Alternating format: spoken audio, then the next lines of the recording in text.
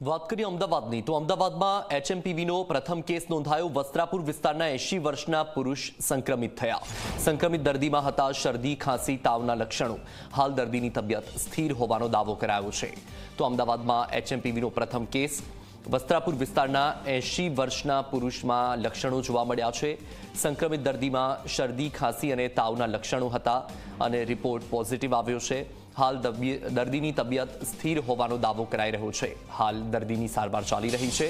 તો અમદાવાદમાં એચએમપીવીનો પ્રથમ કેસ, જ્યાં એક તરફ બાળકોમાં જ મોટાભાગે લક્ષણો જોવા મળતા હતા, ત્યાં 80 વર્ષના વૃદ્ધ એચએમપીવીથી સંક્રમિત થયા।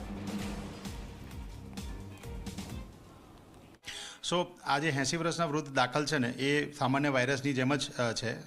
તાવ આવ્યો હોય, માથું દુખ્યું, શરદી, ખાંસી, ગળામાં દુખાવો થયો હોય, વડીલ છે અને થોડુંક 4-5 દિવસ વધારે તાવ ચાલ્યો હોય એટલે એનું ટેસ્ટિંગ સસ્પેક્ટેડ હતું એટલે ટેસ્ટિંગ કર્યું, ટેસ્ટિંગ પોઝિટિવ હોય એટલે ત્યાં દાખલ છે અને આઇસોલેશન વોર્ડમાં છે। કમ્પ્લીટલી સ્ટેબલ છે, એકદમ નોર્મલ કન્ડિશનમાં છે, કદાચ 1 કે 2 દિવસમાં ડિસ્ચાર્જ પણ થઈ જશે।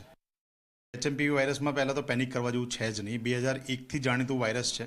દુનિયાની અંદર ઘણા બધા દેશોની અંદર આ વાયરસ થઈ ચૂક્યો છે, થતો આવ્યો છે અને 2022ની અંદર બી આપણા દેશની અંદર દેખા દીધેલું અત્યારે આપણા દેશમાં ચાલી રહ્યું છે। આ બી ગવર્મેન્ટ એક પરફેક્ટ કામ કરી રહી છે, જે મેસેજ આપી રહી છે કે આમાં ભયજનક નથી, પેનિકનો માહોલ કરવા જેવું નથી, સાવચેતી આટલી રાખવાની જરૂર છે।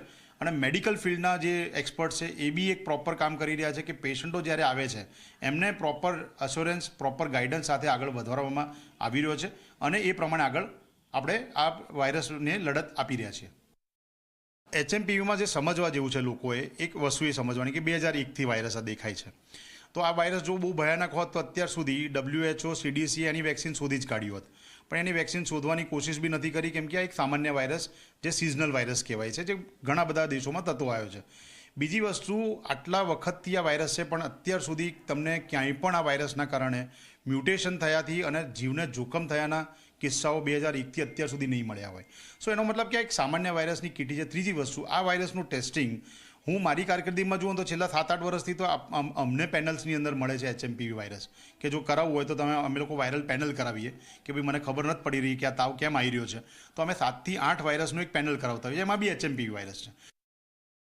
એચએમપીવીની અંદર ઇમ્પોર્ટન્ટ વસ્તુ એ જ છે કે સાવચેતીને પગલાં સેમ છે કે જેટલું બને એટલું ભીડ ભડક્કાથી દૂર રહેવાનું, જેટલું બને એટલું જો આપણને ખબર છે કે મને બીજી બીમારીઓ છે તો મારે માસ્ક પહેરવાનું।